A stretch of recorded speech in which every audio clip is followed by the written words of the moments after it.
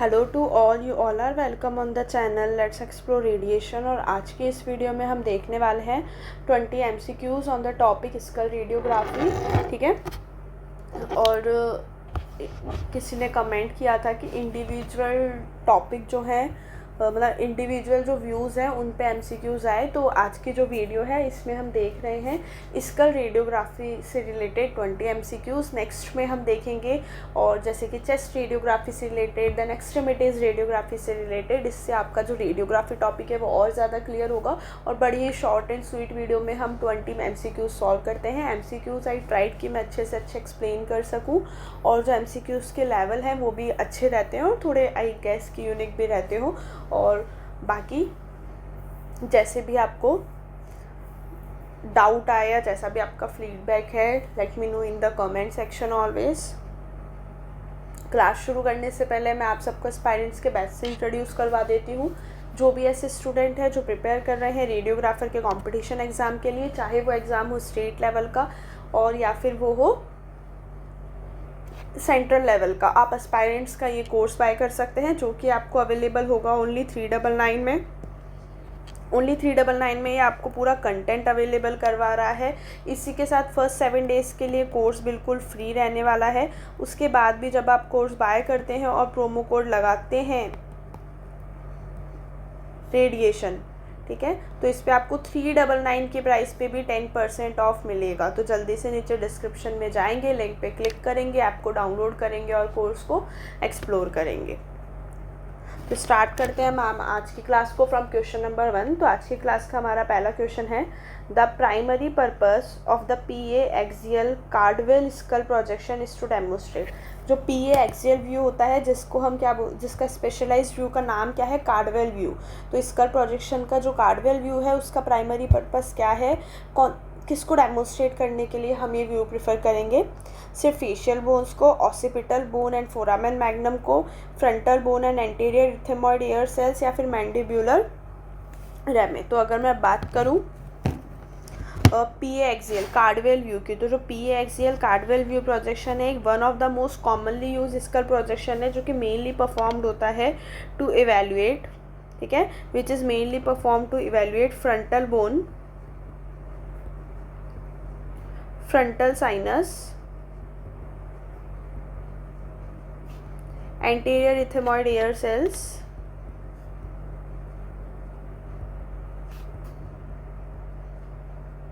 and orbital structures, ठीक है, and orbital structures. तो क्या हो जाएगा इसका आंसर? ऑप्शन नंबर सी।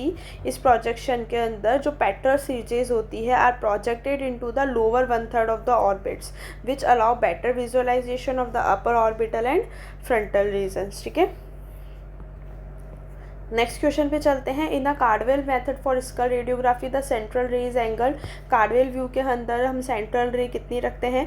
15 डिग्री कॉर्डेड, 15 डिग्री से फैलेड, परपेंडिकुलर टू ऑर्बिटोमीएटल लाइन, या 30 डिग्री कॉर्डेड, ठीक है।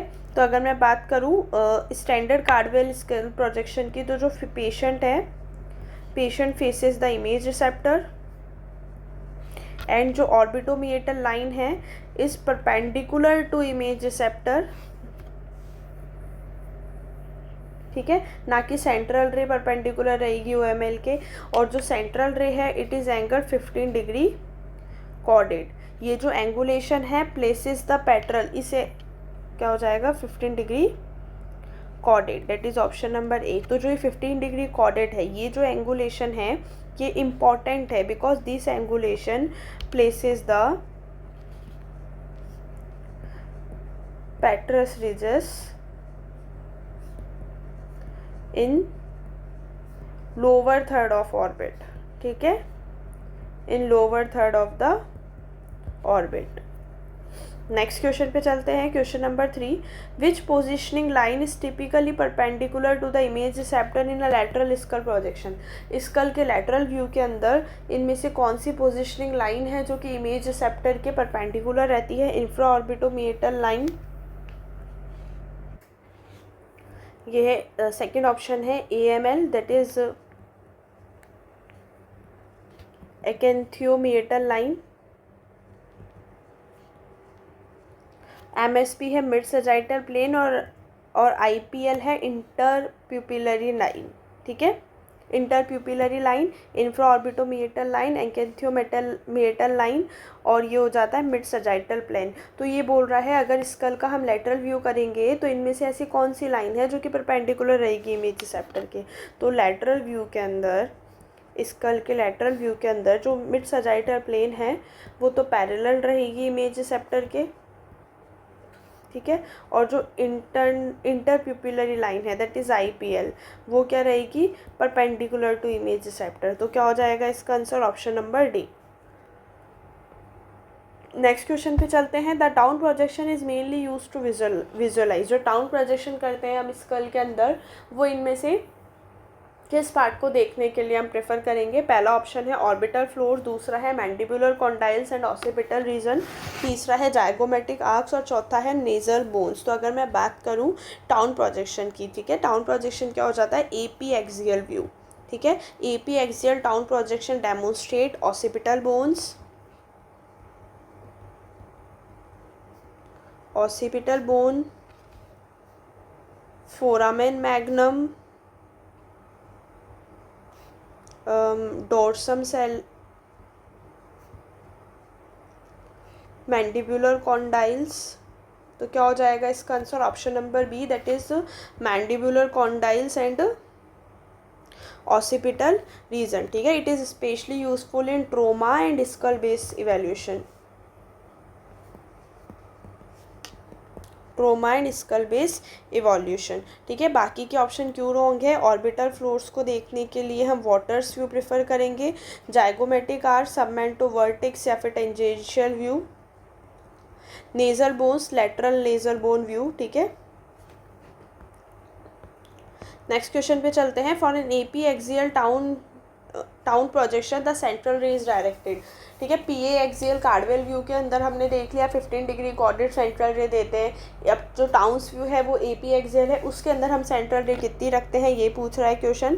तो स्टैंडर्ड टाउन पोजिशनिंग के अंदर जो ऑर्बिटोमिएटल लाइन है उसको तो हम परपेंडिकुलर रखेंगे इमेज रिसेप्टर के, और जो सेंट्रल रे है उसको हम 30 डिग्री कोऑर्डिनेट, ठीक है, 30 degree coordinate to orbitomeatal line enters approximately 2.5 inches above the glabella।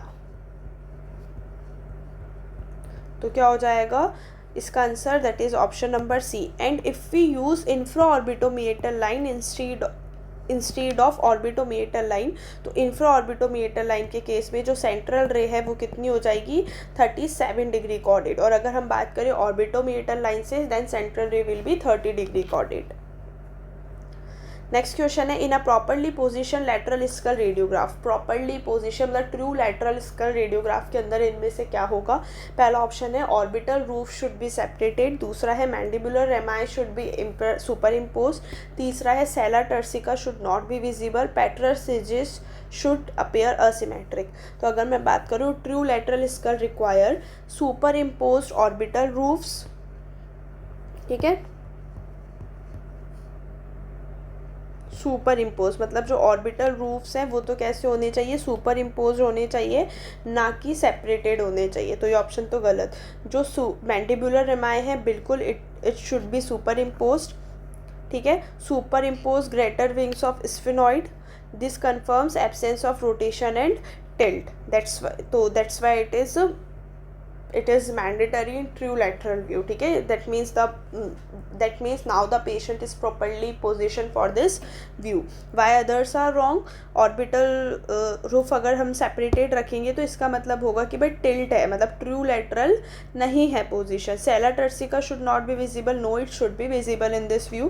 पेट्रस ridges asymmetric, that means अगर असिमेट्रिक है, अगर असिमेट्रिक अपेयर हो रहे हैं तो ये इंडिकेट करता है पुअर पोजिशनिंग, लेटरल की जो पोजिशनिंग है ट्रू लेटरल नहीं है। नेक्स्ट क्वेश्चन है the submento vertex view that is SMV projection is especially useful for evaluating. जो सबमेंटो वर्टिक्स पोजीशन है वो स्पेशली यूजफुल होता है किसको इवेल्युएट करने के लिए, frontal sinus, cranial suture, zygomatic arches and skull base या फिर पिट्यूटरी फोस्फा। तो अगर मैं बात करूँ सबमेंटो वर्टिक्स प्रोजेक्शन की तो it demonstrate skull base, sphenoid sinus and zygomatic arches. ठीक है, it is extremely valuable in zygomatic arch fracture. तो क्या हो जाएगा इसका answer option number C. Position कैसे रखते हैं हम इसके अंदर, सबमेंटो वर्टेक्स व्यू के अंदर जो नेक होगी वो तो हाइपर एक्सटेंडेड, और जो इंफ्रा ऑर्बिटोमिएटल लाइन है it will be parallel to image receptor. ठीक है, इसका मतलब पैरेलल और इसका मतलब परपेंडिकुलर। नेक्स्ट क्वेश्चन पे चलते हैं। Which skull projection best demonstrate the dorsum sellae within the foramen magnum. इनमें से कौन सा स्कल का व्यू है जिसके अंदर हमें डॉर्सल जिसके अंदर हमें dorsum sellae within the foramen magnum बहुत ही अच्छे से विजुअलाइज या बहुत ही अच्छे से डेमोन्स्ट्रेट होगी। Caldwell view, Waters view, Towne view या सबमेंटो वर्टेक्स व्यू। ठीक है, तो are correctly position Towne projection, that is Towne's view projects dorsum sellae and posterior clinoids. तो क्या हो जाएगा इसका आंसर ऑप्शन नंबर सी। ये क्लासिक इवेल्यूएशन क्राइटेरिया है। नेक्स्ट क्वेश्चन है, excessive rotation in a Caldwell projection is identified. Caldwell projection that is P axial view. तो अगर हम इसके अंदर बहुत ज़्यादा रोटेशन कर देते हैं तो ये कैसे पता पड़ेगा। अनइक्वल डिस्टेंस हो जाएगा from lateral orbital margins to skull cortex, petrous ridges appearing too low, elongation of mandible या फिर सुपर इम्पोज जाइगोमेटिक आर्क्स। तो अगर मैं बात करूँ एक्सेसिव रोटेशन की तो क्या हो जाएगा, अनइक्वल डिस्टेंस दिखेगी हमें lateral orbit margins to skull cortex. ठीक है, रोटेशन क्या कर देगा, असिमेट्रिक कर देगा। तो इन करेक्ट कार्डवेल के अंदर क्या होता है, इक्वल डिस्टेंस होता है orbital margins and lateral skull cortex के अंदर। बट अगर असिमेट्रिक हो गया इसका मतलब रोटेशन बहुत ज़्यादा हो गया। If unequal then head rotation exist. ठीक है, पेट्रस रीजस टू लो, इसका मतलब क्या हो जाता है, एक्सेसिव एंगुलेशन, मतलब ट्रू एंगुलेशन नहीं है जो कि 15 डिग्री काउंटेड होना चाहिए। ठीक है, एक्सेसिव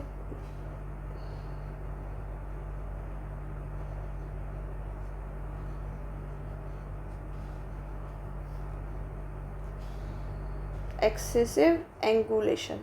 ठीक है, अगर मैं बात करूँ इलोंगेटेड ऑफ मैंडिबल तो ये तो अनरिलेटेड है इस व्यू से। Superimpose zygomatic arch that is submento vertex view के इशूज़ हैं ये। ठीक है, तो अगर एक्सेसिव रोटेशन हुआ है तो हमें अनइक्वल डिस्टेंस दिखाई देगा। Pattern is appearing too low, तो मतलब एंगुलेशन बहुत ज़्यादा हो गया है। नेक्स्ट क्वेश्चन है, द पैटर्न सीजेस should appear in which location on a correctly position Caldwell skull. Caldwell skull के करेक्टली पोजिशन के मतलब हमें अगर हमने स्कल के कार्डवेल व्यू में एकदम करेक्ट पोजीशन दी है तो उस करेक्ट पोजीशन के अंदर जो पेट्रस रिजेस है वो हमें कहाँ दिखने चाहिए, कौन सी लोकेशन पे। Filling the orbits completely, lower 1/3 of the orbit, below maxillary sinus या अबव ऑर्बिटल मार्जिन्स। तो lower 1/3 of the orbit it is the hallmark of a proper Caldwell projection. ठीक है, अगर पेट्रस रिजेस बहुत ज़्यादा हाई है तो मतलब इनसफिशिएंट एंगल चला गया, और टू लो है तो मतलब एक्सेसिव एंगल चला गया।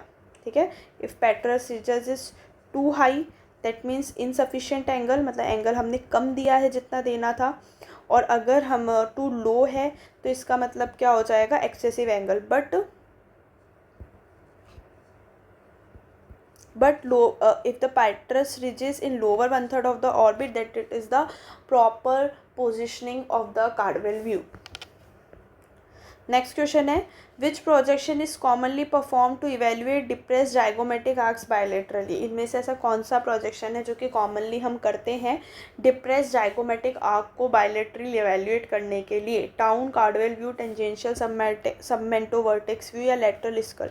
तो टेंजेंशियल सबमेंटो वर्टेक्स जो प्रोजेक्शन है वो आइसोलेट करती है जाइगोमेटिक आर्क्स को and free from superimposition. ठीक है, use especially in depressed arch fractures and facial trauma.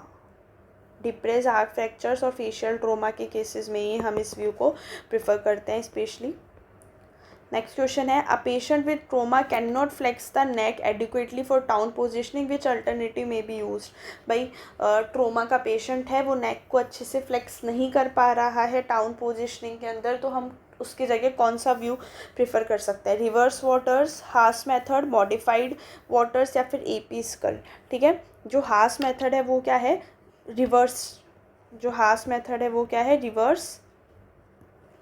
Reverse towns projection. Reverse town projection या फिर रिवर्स टाउन व्यू, इसको हम कब यूज़ करते हैं, जब जो ट्रोमा पेशेंट है,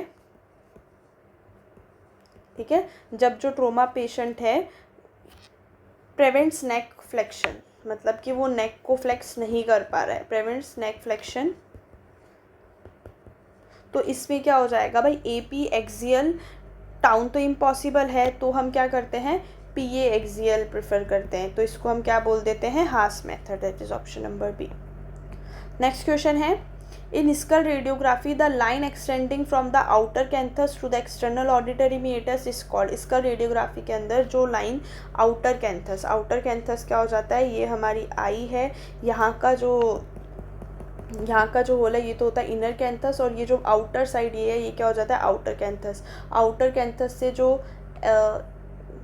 भी, ठीक है, ये एक्सटर्नल ऑडिटरी मीटस तक जो लाइन जाती है आउटर कैंथस से to the external auditory meatus, इसको हम क्या बोलते हैं, तो it is called AML, that is acanthiomeatal line. क्या बोलते हैं, एक्एंथियोमीटल लाइन। ऑर्बिटोमीटल लाइन कौन सी हो जाती है,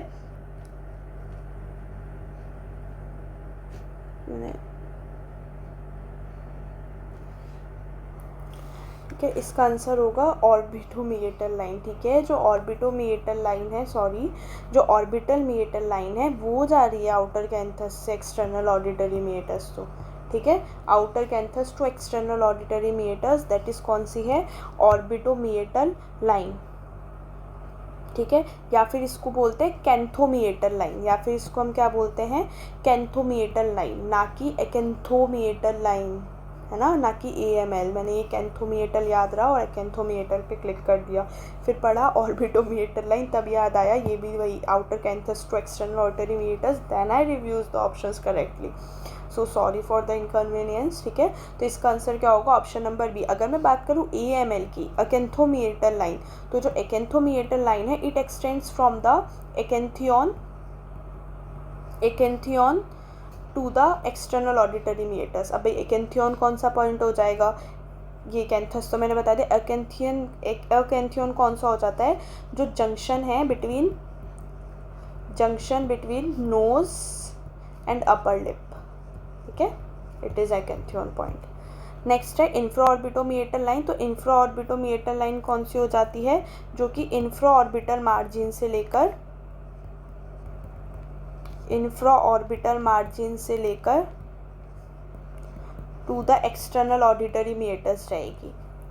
ठीक है, it is often use when the orbitomeatal line can not be easily position, तो इंफ्रा ऑर्बिटोमीटल लाइन कौन सी हो जाती है, इंफ्रा ऑर्बिटल मार्जिन से एक्सटर्नल ऑडिटरी मीटस जाएगी। अच्छा, इंफ्रा ऑर्बिटल मार्जिन कौन सा हो जाता है, ये भी मैं बता देती हूँ, जो बॉटम रिम होती है आई सॉकेट की, bottom rim of eye socket.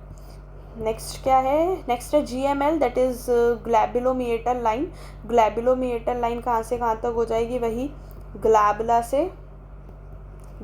से एक्सटर्नल ऑडिटरी मीटस तक। ठीक है, ग्लैबुला क्या हो जाता है, the area between the eyebrows, तो हो गया क्लियर। एक्एंथोमीटल लाइन नाम से ही पता पड़ा, एक्एंथियन से एक्सटर्नल ऑडिटरी मीटर। एक्एंथियन आपको याद रखना है नोज एंड अपर लिप के बीच का जंक्शन। ऑर्बिटोमीटल लाइन की अगर मैं बात करूँ तो it extend from outer canthus to the external auditory meatus, जिसको हम कैंथोमीटल लाइन भी बोलते हैं। ठीक है, कैंथोमीटल लाइन भी बोलते हैं। इंफ्रा ऑर्बिटोमीटल लाइन की अगर मैं बात करूँ तो इंफ्रा ऑर्बिटल मार्जिन से external auditory meatus, infra orbital margin कौन सा हो जाता है, आई सॉकेट का बॉटम बॉर्डर। ठीक है, ग्लैबुलोमीटल लाइन कौन सी हो जाती है, ग्लैबुला से एक्सटर्नल ऑडिटरी मीटस से ग्लैबुला पार्ट कौन सा हो जाता है, हमारा फोरहेड का पार्ट, जो कि बिटवीन द आईब्रोज वाला। ठीक है, क्लियर है। नेक्स्ट क्वेश्चन पे चलते हैं। Which projection best demonstrate the sphenoid sinus through the open mouth, इनमें से ऐसा कौन सा प्रोजेक्शन है जो कि स्फिनॉइड साइनस को बहुत ही अच्छे से डेमोन्स्ट्रेट कर देगा ओपन माउथ व्यू के अंदर, Caudwell, town, waters open mouth या फिर सब मेंटो वर्टिक्स व्यू। तो देखो ओपन माउथ व्यू कौन सा हो जाता है, जो ओपन माउथ वाटर्स व्यू है वही अलाउ करता है visualization of sphenoid sinus through open mouth, maxillary sinus and orbital floor. तो it is very useful for sinus evaluation.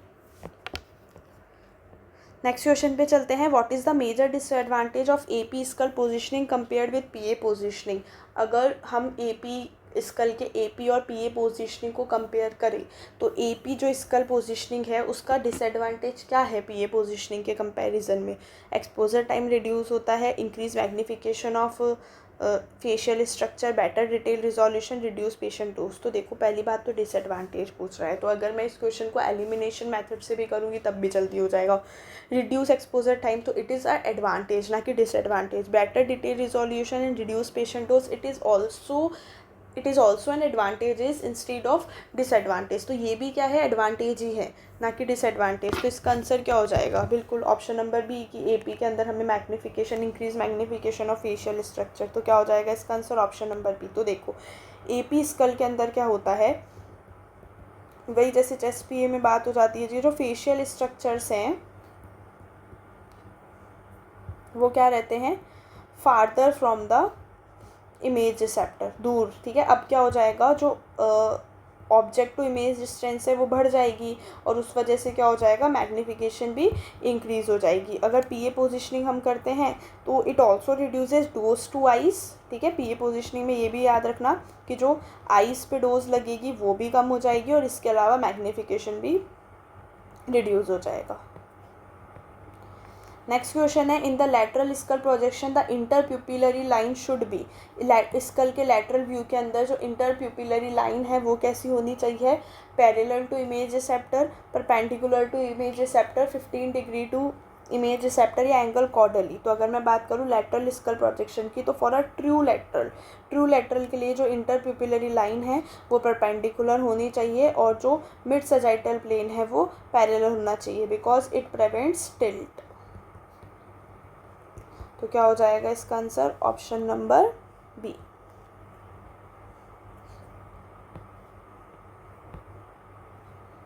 Next question है, which structure is best evaluated on an submental vertex view projection. ठीक है, सबमेंटो vertex view के अंदर इनमें से ऐसा कौन सा स्ट्रक्चर है जो कि हमें बहुत अच्छे से दिख जाएगा? Coronal suture, optic canals, foramina oval and spinosum या नेजल सेप्टम। तो अगर मैं बात करूँ सबसे पहले तो देखो ये स्कल बेस पैथोलॉजी में सबसे इम्पॉर्टेंट है, तो it will clearly demonstrate skull base foramina oval, foramina spinosum and sphenoid sinus. तो क्या हो जाएगा इसका आंसर? ऑप्शन नंबर सी।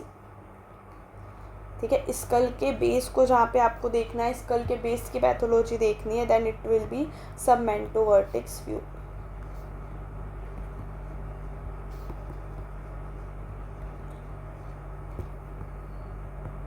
नेक्स्ट क्वेश्चन पे चलते हैं, the primary reason for using a grid in skull radiography is to. ठीक है, हम स्कल रेडियोग्राफी के अंदर ग्रिड यूज़ कर रहे हैं तो उसका प्राइमरी रीज़न क्या है? मोशन ब्लर कम होगा, मैग्निफिकेशन बढ़ेगा, स्कैटर रेडिएशन एब्जॉर्ब हो जाएगी, रिड्यूस पेशेंट पोजिशनिंग, टाइमिंग। तो देखो ग्रिड क्या करता है, ग्रिड भाई यही करता है कि स्कैटर रेडिएशन को क्या करता है, स्कैटर रेडिएशन को क्या करता है, ये रिड्यूस करता है। तो the skull produces large scatter because of high tissue density और लार्ज पार्ट थिकनेस। इस वजह से स्कैटर रेडिएशन ज़्यादा होगा तो हम स्कल रेडियोग्राफी के अंदर ग्रिड यूज़ कर देंगे। ग्रिड क्या करेगा, स्कैटर रेडिएशन को एब्जॉर्ब कर लेगा, स्कैटर रेडिएशन को एब्जॉर्ब करेगा तो इमेज कॉन्ट्रास्ट को इम्प्रूव कर देगा। ठीक है, नेक्स्ट क्वेश्चन पे चलते हैं, in a correctly position Towne projection the petrous pyramid should appear. Correctly position Towne projection के अंदर जो पेट्रस पिरामिड है वो हमें कैसे दिखाई देने चाहिए? Filling the orbit, symmetrical with dorsum sellae, projected within foramen magnum, below maxillary sinus या कम्प्लीटली एब्सेंट। तो अगर मैं बात करूँ करेक्ट टाउन क्राइटेरिया की, तो symmetrical petrous pyramids, dorsum sellae inside the foramen magnum, that means no rotation. So this confirm accurate positioning of town view, that is option number B. Next question है, which factor most improves recorded detail in skull radiography.